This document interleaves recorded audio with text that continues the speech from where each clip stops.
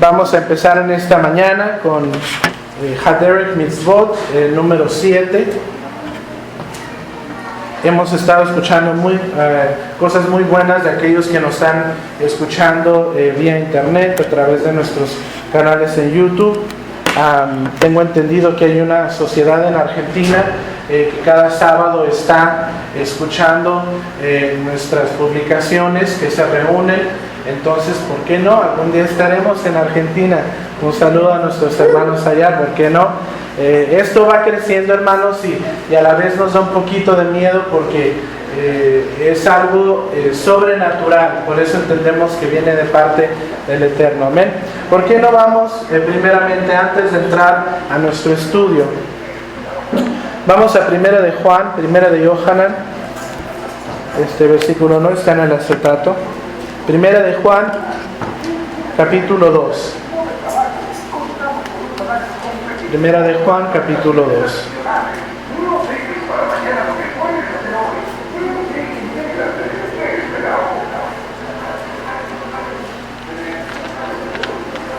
Primera de Juan, capítulo 2. Vamos a estar leyendo del versículo 3 en adelante. Muy buen mensaje, no dejes para mañana lo que puedas hacer hoy. Hoy hay que guardar Shabbat, no mañana. Primera de Juan, capítulo 2, versículo 3 en adelante. Y en esto sabemos que nosotros le conocemos, si guardamos sus mandamientos. El que dice, yo le conozco, y no guarda sus mandamientos, el tal es mentiroso, y la verdad no está en él. Pero el que guarda su palabra, en este verdaderamente el amor de Dios se ha perfeccionado. Por esto sabemos que estamos en Él. El que dice que permanece en Él debe de andar como Él anduvo. Y la gran pregunta es, ¿cómo anduvo Yeshua? ¿Guardando Torah o no guardando Torah? Inmediatamente la lógica nos dice que Yeshua era un judío de Nazaret, que entraba a la sinagoga cada Shabbat, y un día, como nuestro hermano Ricardo en el aniversario de su nacimiento, se le pasó a la bima y él abrió el pergamino y leyó. Y algo que es bien poderoso, hermanos, es que la porción que lee Yeshua, que nos demuestra el Evangelio, la porción que lee Yeshua es una de las porciones de Sukkot, que es la fiesta de los tabernáculos.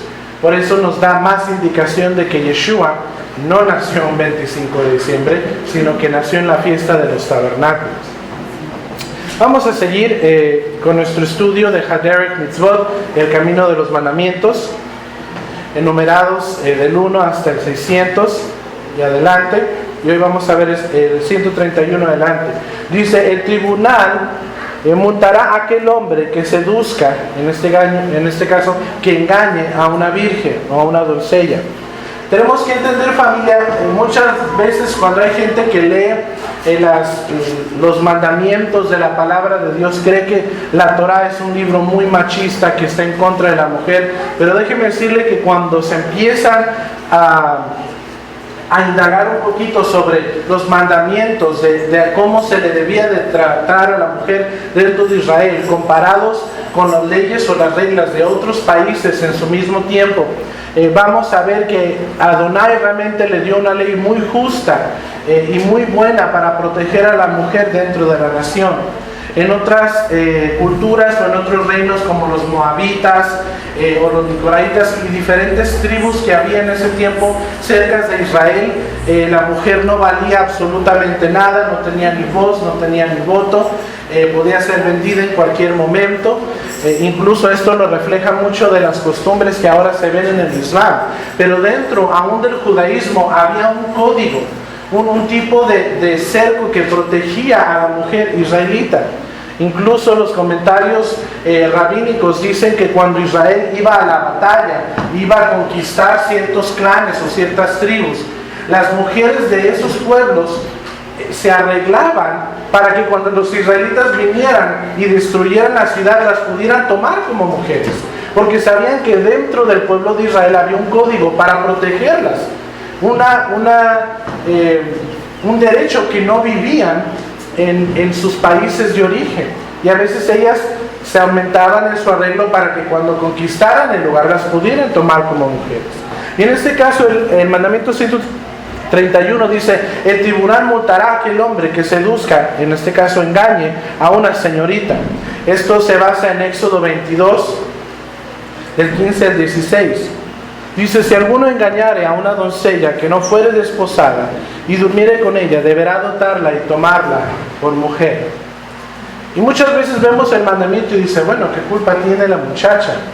Pero ahí, hermanos, tenemos que meditar que el hombre tenía que pensar en esto, que si él iba a engañar a una doncella solo para estar con ella, después vamos a ver el otro mandamiento que dice que no la podía divorciar, tenía que mantenerla, entonces él no era de que la soltaba y bueno, ya nomás obtuvo lo que quiso, después la dejaba. Él tenía que ser responsable por haberla engañado y por haberla humillado. Y después tenía que darle al padre una cantidad de dinero. ¿Por qué? Porque si este muchacho decidía huir, el padre tenía dinero para poder honrar a su hija o mantenerla y poder darla de nuevo de esposa a otro hombre. Entonces, viéndola por un lado, hermanos, el hombre que quería hacer mal contra la mujer tenía que pensarla dos veces, porque la ley protegía a la mujer. No se le podía humillar, no se podía abusar de su persona. 132. El violador se casará con la afectada si ella acepta. En este caso, esta era una manera. Hay muchos diferentes detalles en cuanto a esto. También se dice que si la mujer daba voces para pedir auxilio, la muerte también llegaba al hombre por el caso del abuso. No está permitido divorciarse de ella, como lo hablábamos. Deuteronomio 22, 29 dice: entonces el hombre que se acostó con ella dará al padre de la joven 50 piezas de plata, y ella será su mujer. Por cuanto la humilló, no la podrá despedir en todos sus días. Este muchacho tenía que pensarla antes de hacer esto, y aparte tenía que cubrir por haber humillado a una de las hijas de Israel, algo que en otras naciones no se veía. La mujer era un cero a la izquierda, pero dentro del pueblo de Israel, las hijas de Israel tenían un lugar de honra. A mí me vas a respetar, a mí me vas a dar el lugar que me pertenece, como una mujer, como aquella que da luz, que da vida. 134. El que ha levantado falso testimonio y difame a una mujer israelita, se casará con ella. ¿Cuántas veces hay hombres allá afuera que cuando no reciben lo que quieren empiezan a hablar y a humillar a las mujeres? Este hombre no podía hacer eso. Dentro del pueblo de Israel no se podía difamar a las hijas de Israel. Había una consecuencia por haber afectado el testimonio de esta doncella. Y yo no sé si usted ve aquí la justicia, hermanos, en todo esto, en donde la mujer no podía ser humillada en su pueblo. Como les digo, algo que en otros pueblos el hombre podía inventar algo de la mujer y tal vez lo creía. Yo me quedo asombrado, hermanos, el extremo de otras culturas del Medio Oriente. Como les decía, mucho esto se muestra en la cultura del Islam, en donde si un hombre dice esa mujer es adúltera, no hay pregunta, la matan. Incluso había casos en donde si un hombre ya musulmán ya no estaba contento con su mujer, la acusaba de adulterio, la mataban y él se casaba con otra. Pero dentro del pueblo de Israel había reglas, había normas. Si él levantaba un falso, tenía que sufrir una consecuencia. Deuteronomio 22, 19. Y le multarán en 100 piezas de plata, las cuales dará al padre de la joven, por cuanto esparció mala fama sobre una virgen de Israel, y la tendrá por mujer y no podrá despedirla en todos sus días. Y después, obviamente, entra el mandamiento que mirábamos la semana pasada, que un hombre estaba obligado a vestir y a mantener a su mujer. Entonces, los hombres, los israelitas, tenían que empezar a pensar antes de hablar mal de una doncella. Me pregunto yo que si esto se aplicara en nuestras sociedades hoy. Tal vez mucha dignidad entre muchos hogares se ahorraría en nuestros tiempos.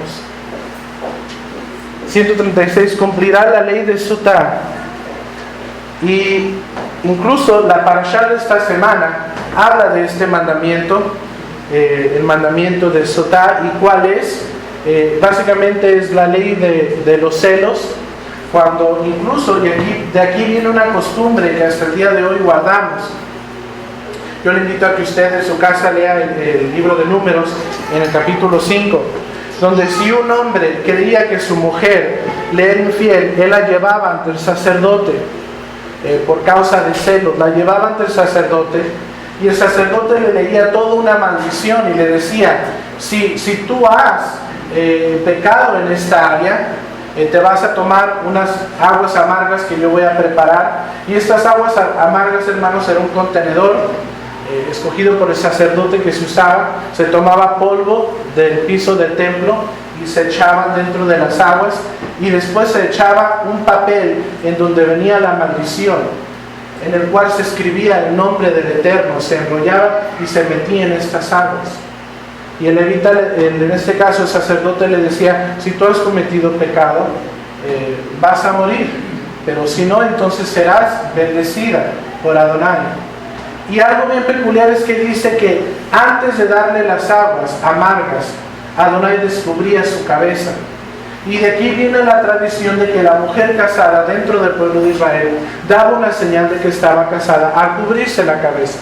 Y de ahí sale nuestra costumbre de que cuando sale la Torá, la mujer casada cubre su cabeza en señal de una cobertura. La doncella no está obligada, en este caso la viuda, la doncella o la mujer que es sola no está obligada a cubrirse, pero la casada sí, en señal de cobertura. ¿Cuándo? Cuando sale la palabra del Señor.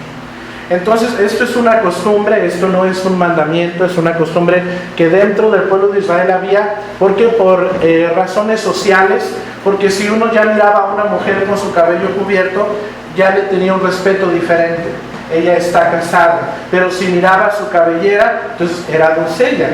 Podía haber un acercamiento diferente. Incluso esto pasa cuando el patriarca manda a uno de sus siervos a buscarle mujer a su hijo. Él estaba fijando qué mujer traía su cabeza descubierta. Ya después casada, ya cubría su cabello para su marido. Una tradición muy preciosa que conlleva mucha espiritualidad a la misma vez. En este caso, la mujer también se traía una ofrenda. Cuando había este rito, cuando el hombre sentía celos por su mujer y la traía ante el sumo sacerdote, se tenía que traer una ofrenda, pero en esta ofrenda no se podía poner aceite. Esta era una de las pocas ofrendas donde la masa no se podía ungir. Y muchos rabinos explican que el aceite es señal de santificar algo, y en este caso los celos no son santos. La ofrenda no podía ser perfumada con este aceite. Tampoco no podía poner incienso en la ofrenda de ella. ¿Por qué? Porque se cree que cuando un varón siente celos por su esposa, sus oraciones no son escuchadas. Es por eso que igual Rav Shaul nos enseña que las amemos y que las tratemos como vaso frágil, porque si no, nuestras oraciones no son escuchadas como varones. Y ahora mi pregunta es el Dios de Abraham, Isaac y Jacob justo para que las mujeres? Claro que lo es, claro que lo es. Y muchas veces, hermanos, no llegamos a entender, no es de que creamos en injusticia o en un machismo, pero llegamos a entender a través de los mandamientos de Dios que todos tenemos nuestro lugar, que hay cosas que el hombre debe de hacer porque es varón, y que hay cosas que la mujer debe de hacer porque es mujer, y que cada quien en su lugar forma un equipo para servirle al Eterno. No es de que seamos más que otros. Sí, algunos atributos hablan de fuerza, otros atributos hablan de delicadez y de poder hacer varias funciones a la misma vez, pero todos haciendo el trabajo que debemos de hacer. Esto lo encontramos en el libro de Números, capítulo 5. Y el versículo 30 del capítulo 5 de Números dice: o del marido sobre el cual pasara el espíritu de celos, y tuviere celos de su mujer, la presentará entonces delante de Adonai, y el sacerdote ejecutará en ella toda esta ley. Después esta mujer tomaba las aguas amargas, y la escritura nos dice que si esta mujer era culpable de su pecado, su vientre caía. Otras interpretaciones dicen que el vientre le explotaba y moría. Otras interpretaciones dicen que se caía su muslo, su vientre ya no servía, y si no lo era, entonces era bendita en cuanto a sus hijos. 139 del 155 habla sobre las purezas, de las tendencias, hermanos, que hay dentro de las relaciones. No me voy a meter mucho en cuanto a cada detalle. Rambam se da el detalle en cuanto a la escritura para hablar un poquito en cuanto a cada relación que hay. Básicamente lo titulé: no tendrás relaciones sexuales con, y en este caso ya entra en varios temas, con tu madre, con la mujer de tu padre, con tu hermana, y sigue la lista andando, ¿no? Esto se basa en Levíticos capítulo 18, del 7 al 18. Y si vemos en el versículo 6 de Levíticos, dice: ningún varón se llegue a parienta próxima alguna para descubrir su desnudez. Yo, Adonai. Y estas eran leyes de moralidad, algo que en otros pueblos no se permitía. Surge la pregunta: ¿por qué entonces, cuando vemos las historias de los patriarcas, entendemos viendo que las genealogías, Sara era prima, en este caso, de Abraham?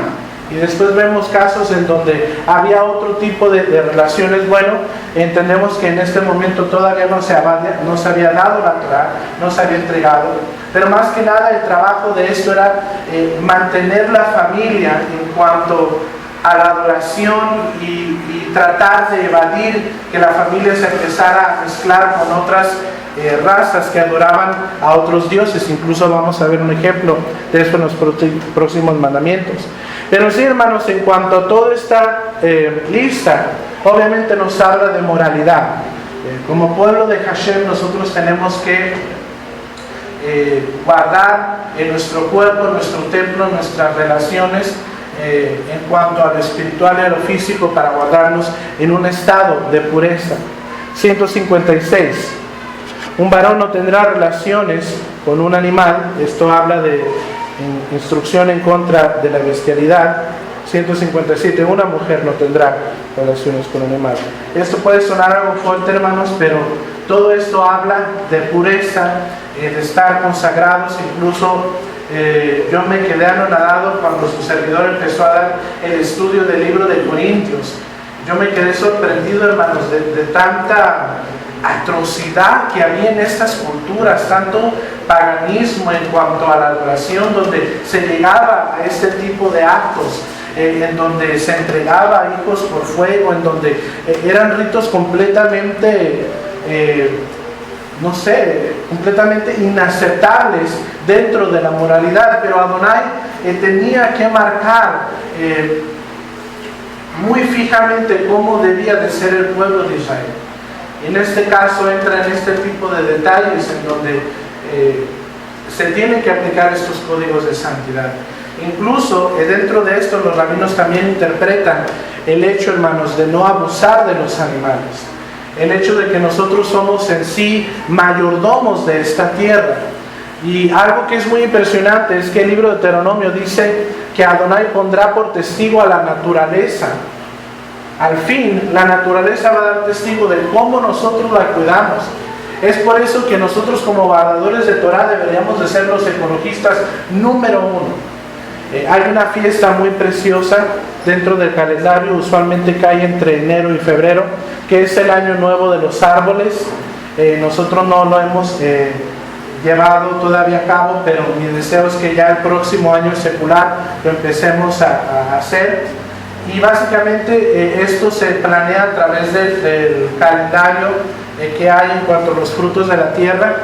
Y algo que nos gustaría hacer el próximo año es ir a algún parque de la ciudad y donar un árbol y pedirle a la persona que cuide ese parque que nos deje estar presentes cuando lo planten, porque nuestro deber es cuidar este planeta, nuestro deber es cuidar a los animales que están en él. Hemos hablado mucho de esto en otras ocasiones, hermanos, pero el abuso a los animales no debe de existir dentro del pueblo de Dios, en ninguna manera. En ninguna manera nosotros podemos abusar de un animal.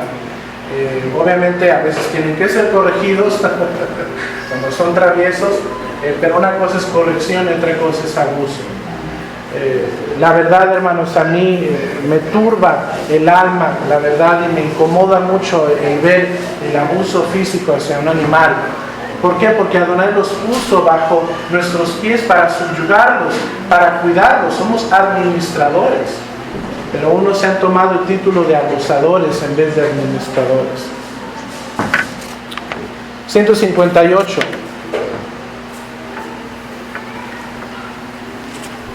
No tendrás relaciones homosexuales. Esto se basa en Levítico 18:22. No tendrás relaciones homosexuales con tu padre. También se aclara en Levíticos 18:7. Y hablábamos de esto, incluso aquellos que pudieron celebrar Shabbat con nosotros el día de ayer, que fue un tiempo muy bonito que pudimos compartir. Y hablábamos de cómo, hermanos, en nuestros tiempos, el tema del homosexualismo ya es algo que en la iglesia es algo que se está aceptando. Incluso en la última conferencia que hubo de la Unión de Congregaciones Judío-Mesiánicas se implantó en la agenda qué vamos a hacer cuando se empiece a hablar de esto dentro del movimiento judío-mesiánico, porque créanlo o no, ahorita ya hay movimientos cristianos que están casando homosexuales, que ya es algo que están aceptando.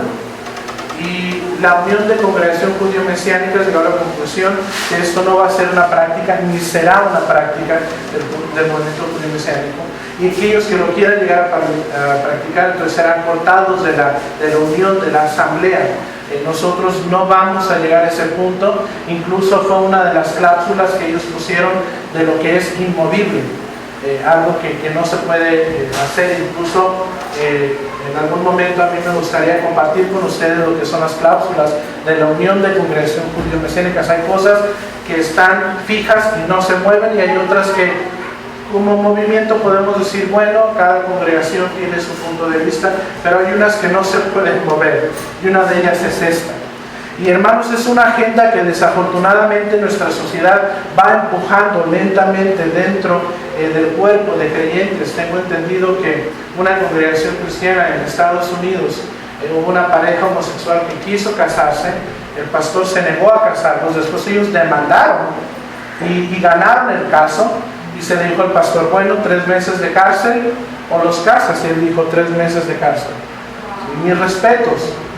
Parece que la sentencia pudo haber sido un poquito más, pero después de su congregación peleó y dijo, tienen que respetar nuestra libertad de fe.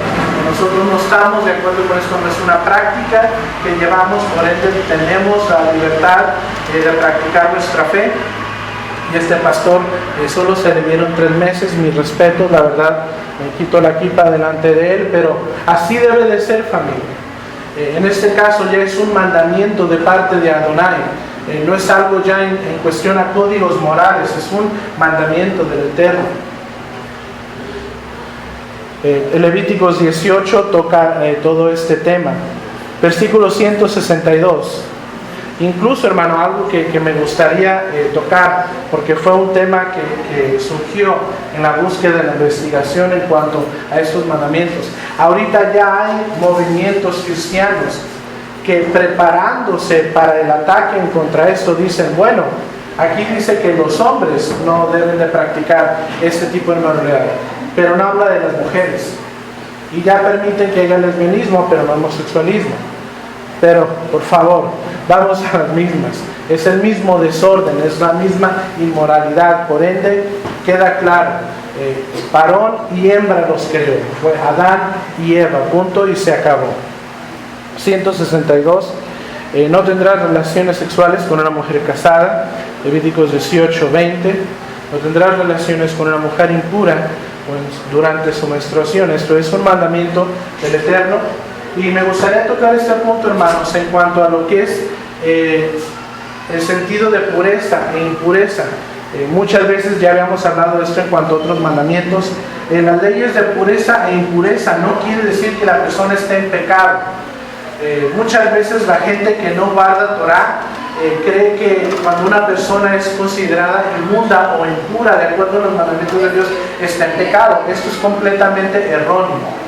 Cuando una persona, de acuerdo a la Torah, está impura o inmunda, por ejemplo, cuando toca a un muerto, cuando en este caso la mujer está en su ciclo, cuando se toca un cadáver de un animal que no es puro, la persona se vuelve ahí inmunda. Eso no quiere decir que está en pecado. ¿Qué es lo que quiere decir? que en este caso esta persona no está apta para hacer cosas santas por su situación. ¿Por qué Dios diseñó estos códigos de pureza e impureza? Porque estos códigos, hermanos, de lo limpio y de lo profano, nos enseñan que nuestra situación no va a ser perfecta hasta que venga Shiloh, hasta que venga el Mesías. Cuando venga el Mesías, todo va a ser purificado, todo va a ser restaurado, no habrá muerte, no habrá inmoralidad y llegaremos al estado al cual una vez estuvimos en el huerto del Edén. Pero por causa de nuestro pecado, entramos a un sistema en donde nos purificamos, pero también nos ensuciamos. Y mucha gente, una vez alguien preguntaba, Rabino, entonces, ¿qué pasa con los funerales? La Torah dice que todo aquel que tocare un cuerpo muerto quede inmundo hasta la noche.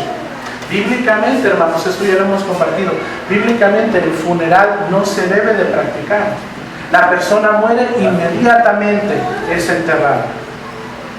Incluso también, hermanos, cuando un animal muere en nuestro hogar, digamos se murió alguna mascota nuestra y nosotros tenemos que moverla del lugar, obviamente nos purificamos con agua y hasta la noche somos considerados puros.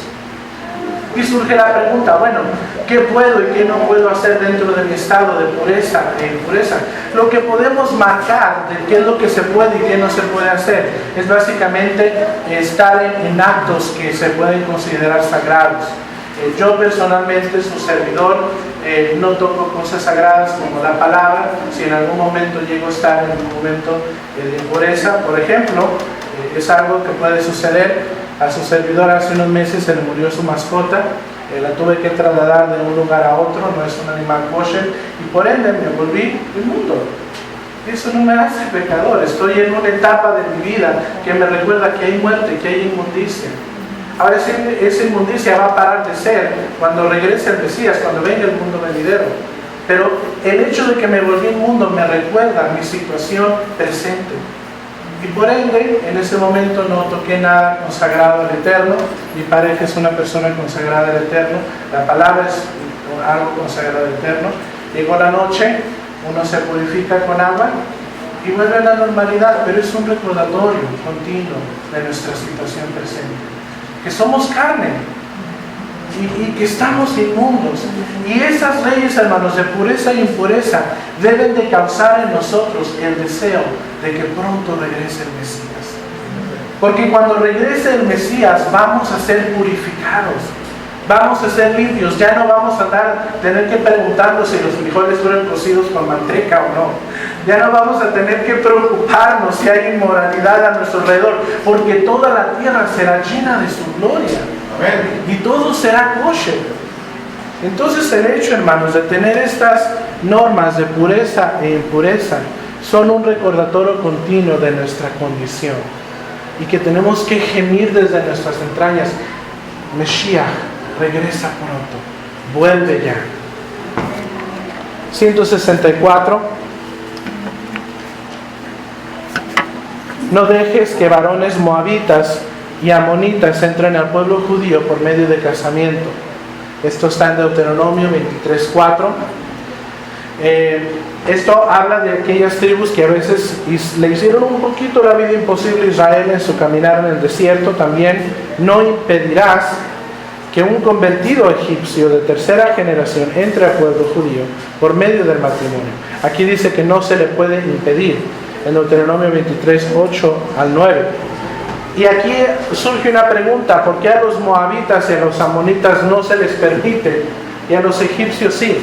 Déjeme decirle que dentro del pueblo egipcio, hermanos, no todos estaban de acuerdo con lo que estaba haciendo Faraón.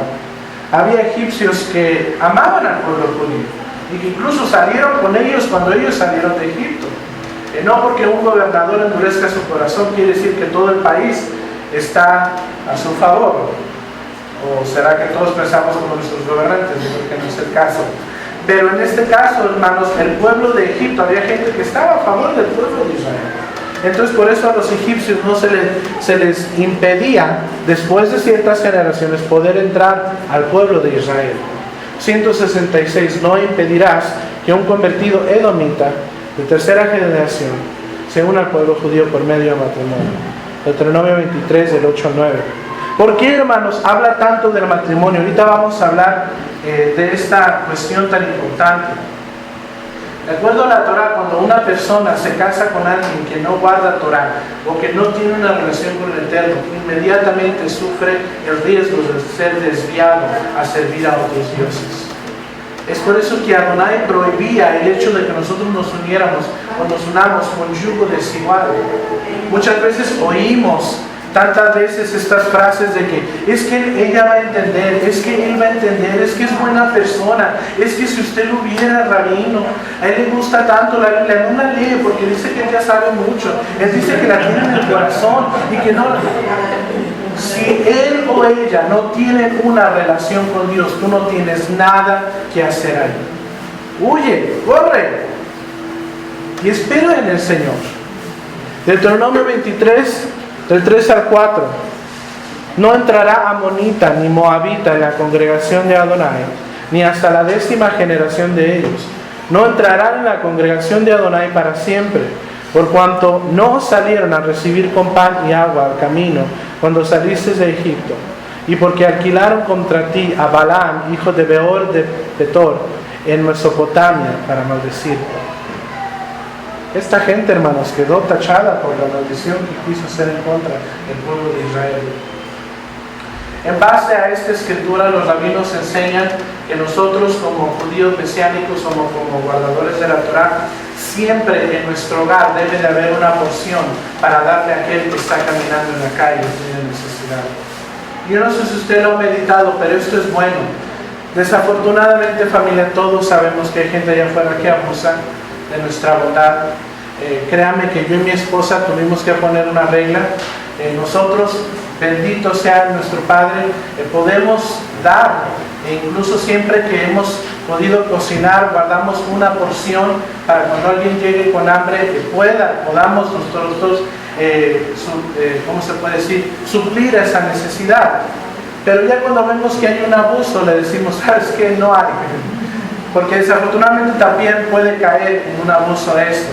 Pero cuando la persona está necesitada, hermano, nuestro deber es abrir nuestra mano y bendecir a aquellos que lo necesitan. ¿Por qué? Porque en un momento el pueblo de Israel fue forastero. Y muchas veces, hermanos, Adonai mismo le decía a Israel, a este pueblo no destruyas. Nomás pasa por ahí y pregúntale si puedes comprar de ellos alimento. Y los moabitas fueron uno de los que dijeron, no, ni pasar por aquí, ni te vamos a vender agua. Y Adonai vino en contra de ellos por no bendecir al pueblo del Señor. No se permitirá que un bastardo entre en la congregación de Adonai. No permitirás que un eunuco entre en la congregación de Adonai. Ahora, hermanos, cuando nosotros desglosamos estos versículos, llegamos al entendimiento que no es que no puedan ser parte de la comunidad. En este caso, de lo que está hablando el mandamiento es que ellos no podían traer ofrendas al tabernáculo.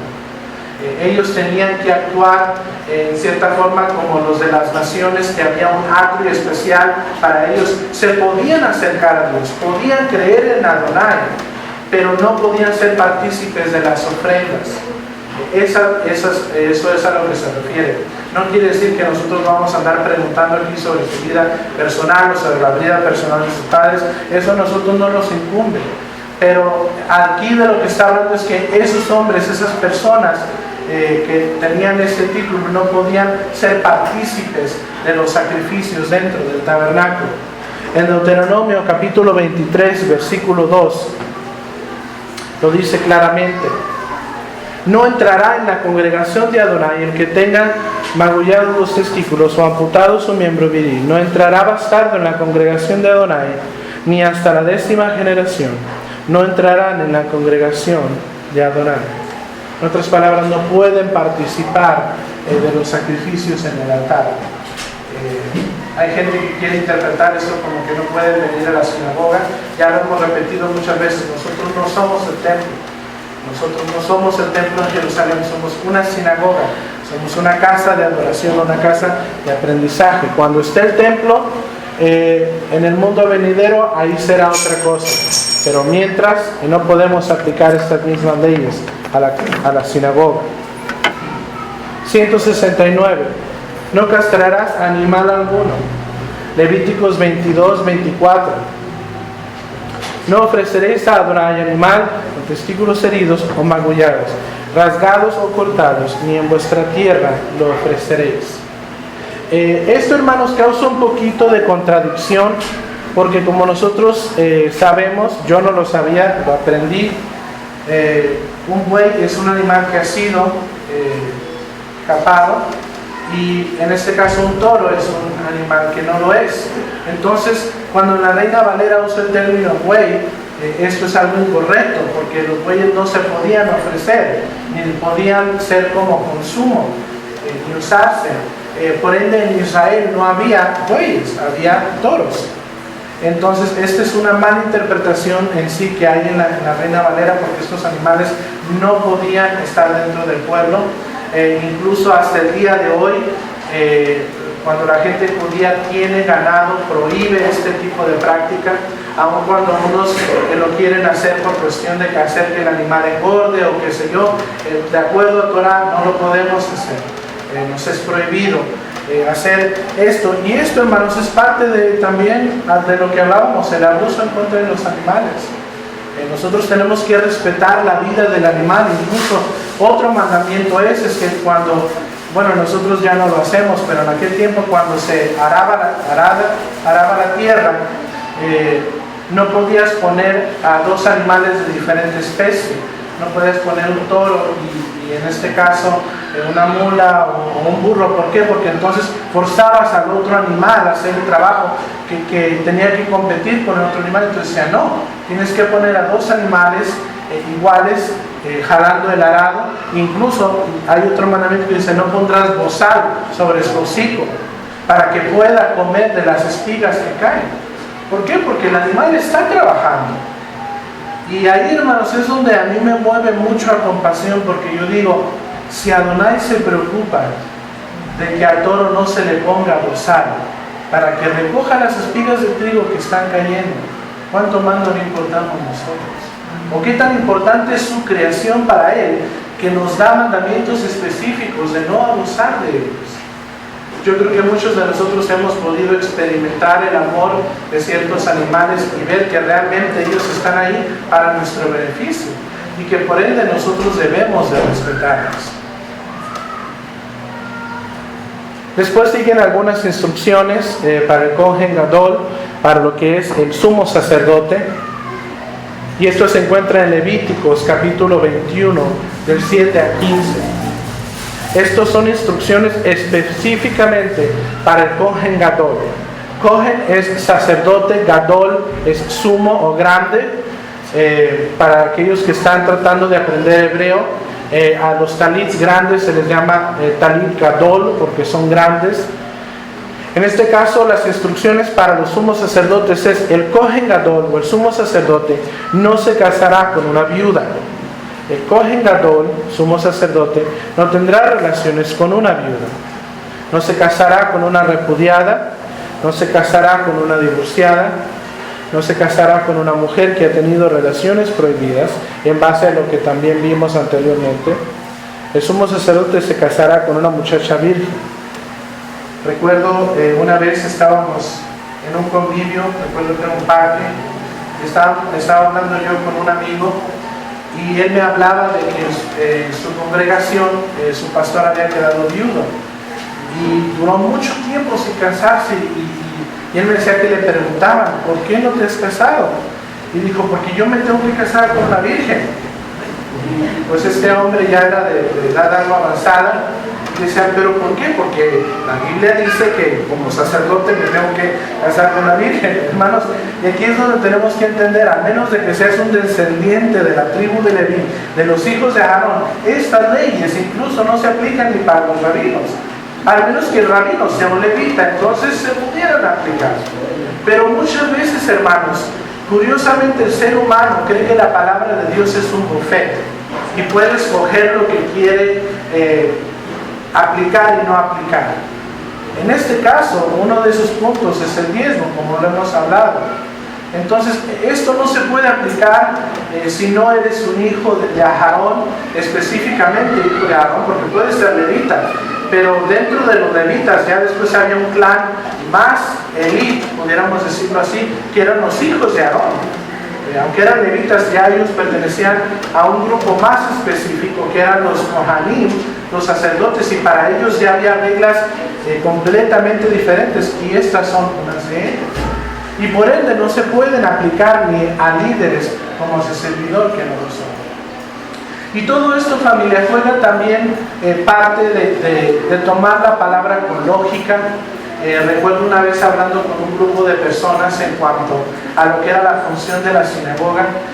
Ellos nos decían, ¿por qué no se quitan los zapatos cuando suben a la bima?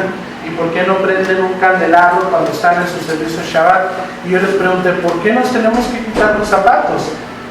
Y él me dijo, bueno, pues no sabe, rabino, que cuando Moisés vino ante la presencia de Adonai y se tuvo que quitar los zapatos. Y le dije, sí, al menos que el arca se encienda ahorita y empiece a hablar con alguien, yo soy capaz de quitarme los zapatos y poner la cara en el piso, yo no sé usted, pero no es el templo, no, tenemos que ver las cosas con lógica. Obviamente tenemos respeto por esta casa porque es una casa de adoración y sí mostramos un tipo de honor a lo que le merece, se le merece honor, pero tenemos que aplicar las cosas, hermanos, como son.